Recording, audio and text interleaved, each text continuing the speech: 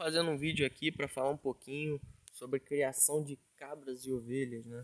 A rapaziada aí tem me feito algumas perguntas a respeito. Pessoas interessadas em entrar no ramo de cabra, de ovelha, enfim, que está estudando sobre os animais, está criando interesse, quer começar uma pequena criação de forma rentável, autossustentável, para não precisar secar os investimentos, gastar dinheiro sem ter retorno, enfim. Se você quer fazer uma compra e venda de animais assim, eu vou dar algumas dicas básicas, né, para você poder seguir o meu exemplo, como eu fiz, certo?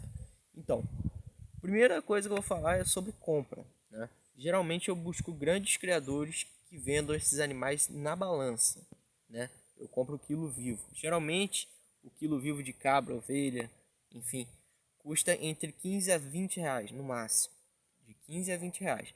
Raça comum, né? A gente vai começar aí falando um padrão básico, né?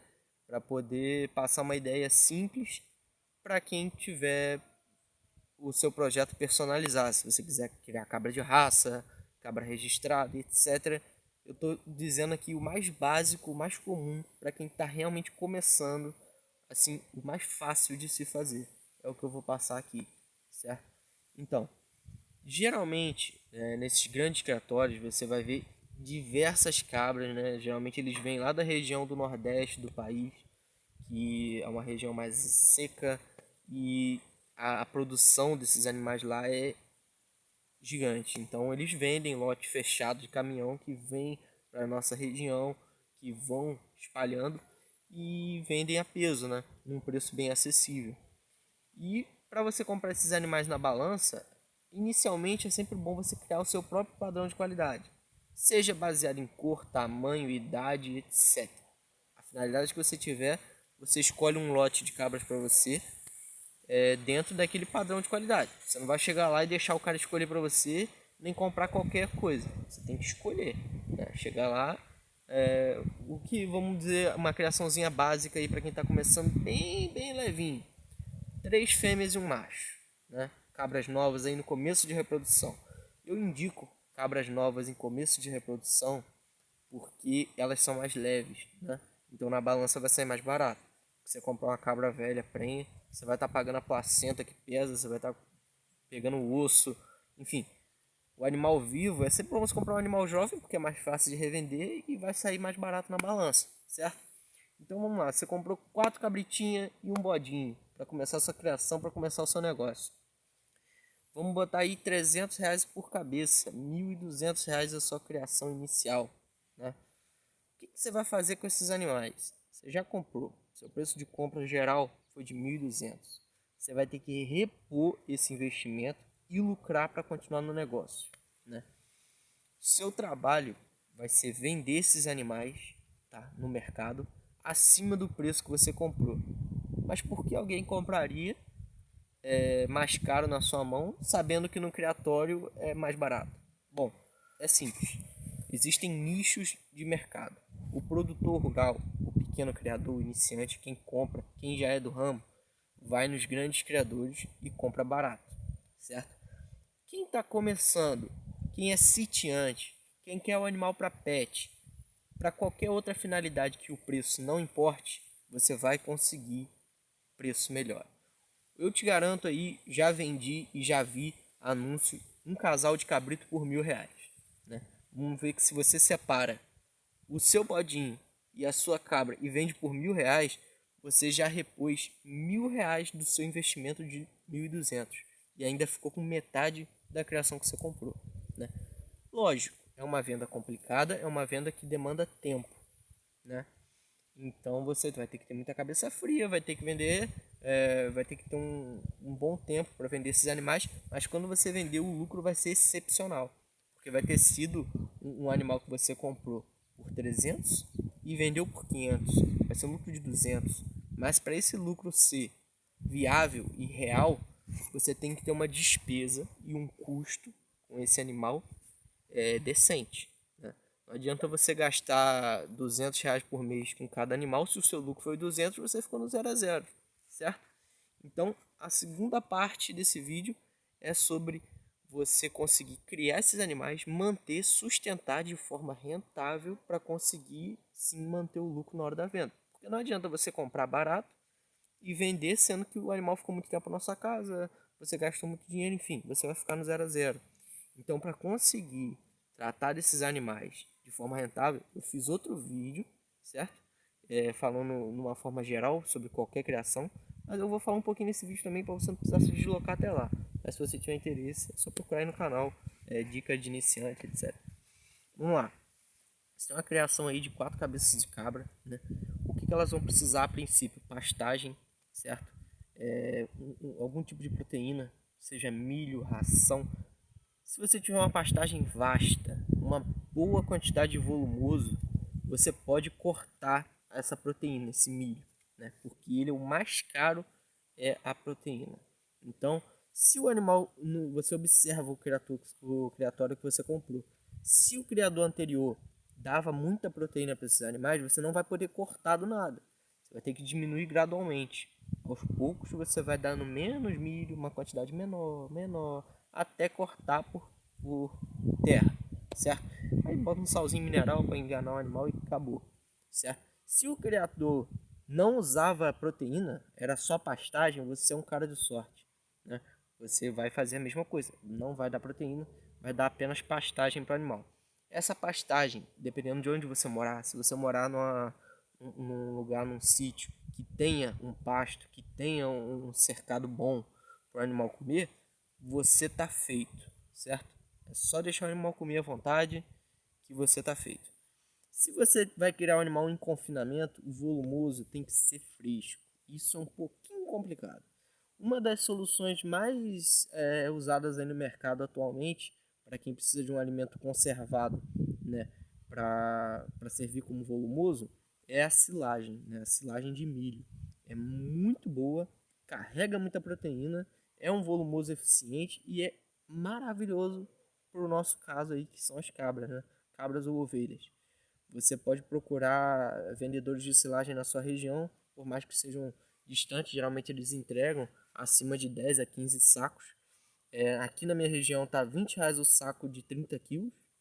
Então você vê aí que é econômico, dura um tempinho bacana, né? Então vale a pena você comprar silagem se for o caso de você criar em confinamento, né? Mas para variar essa alimentação, para você não precisar dar só silagem, porque mesmo sendo barato, é um custo. Então você tem que tentar diminuir as suas despesas. Você pode cortar capim em algum lugar, alguma vegetação próxima da sua casa, na rua, servir folhagem. Você pode ir num sacolão, né, e pedir os produtos ali, as frutas, as verduras, as hortaliças que estavam estragando, que ninguém comprou no final do dia. Você pode negociar com o cara para levar aquele caixote ali baratinho, porque o cara ia jogar fora de qualquer jeito. Então você compra. Essa rapaziada que vende milho aí na beira da estrada, né? Tira a casca do milho, vende só espiga. Aquela casca ali a cabra vai devorar, filho, vai adorar. Então assim, você tem que buscar formas e estratégias de buscar alimento para esses animais quase de graça, para poder ter um custo justo, certo? Então, eu tenho um vídeo mais detalhado sobre isso, basta vocês procurarem aí. Mas enfim, a segunda etapa é diminuir o custo para poder ter um lucro consistente, certo? Nós já falamos de valor de compra, forma de compra e já falamos de despesa, tratamento e etc. Agora um ponto adicional e importante que eu não posso deixar de passar nesse vídeo é sobre a ambientação desses animais, né? O animal que é trago de longe, né? Vamos supor um animal que é trago lá do Nordeste para cá, ele está acostumado com o clima de lá, né? Mais quente, pouca comida, pouca água. Então o que acontece com muitos criadores aqui no Rio de Janeiro, iniciantes, pequenos sitiantes que compram esses animais em grandes criatórios a peso e acabam perdendo seus animais ou vendo seus animais se deteriorando, emagrecendo, é porque esses animais tiveram um impacto no clima, né? Eles comiam pouco, né, originalmente, eles bebiam pouca água, eles tinham pouco acesso à comida. Quando vieram para cá, tiveram muito acesso à comida, muito acesso à água, uma temperatura diferente, muita umidade. Esses animais criam hérnias, berne, esses animais eles ficam lentos, eles ficam magros. Mesmo comendo bem, eles emagrecem, porque o corpo deles está sentindo uma extrema diferença na rotina, na alimentação. Então isso prejudica os animais, não é louco? Então o que você tem que fazer? Ambientação. Você tem que criar um cabriteiro, né, um lugar de confinamento. Mesmo se você tiver o pasto, você tem que ter um jeito de prender esses animais e soltar inicialmente 1 horinha por dia. Encheu a barriga, você prende, deixa a aguinha disponível lá, um baldinho de água limpa, ele vai tomar na quantidade que ele quiser, não tem problema. Dia seguinte, soltou de novo, comeu, encheu a barriga, prendeu. Aos poucos, você vai dando mais liberdade para o animal, você vai soltando ele mais, você vai deixando ele comer mais. Porque se você quiser engordar o animal em 1 semana, você vai matar o animal, dependendo de onde ele veio. Porque ele não está acostumado a comer tanto, não está acostumado com aquele tipo de capim, aquela vegetação.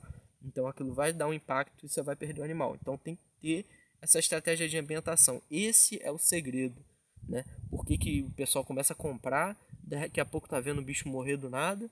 É justamente por isso. Principalmente quem dá milho e ração, dependendo da quantidade que você der, o animal tem uma cólica, o animal morre porque não está acostumado a comer proteína. De onde ele veio, ele vivia quase no deserto, né? Comia galho seco. Chegou aqui, comeu milho pra caramba, comeu capim, teve um impacto, morreu. Então, tem que ambientar o animal. Você tem que confinar ele e dando liberdade aos poucos, ambientando um local de preferência seco.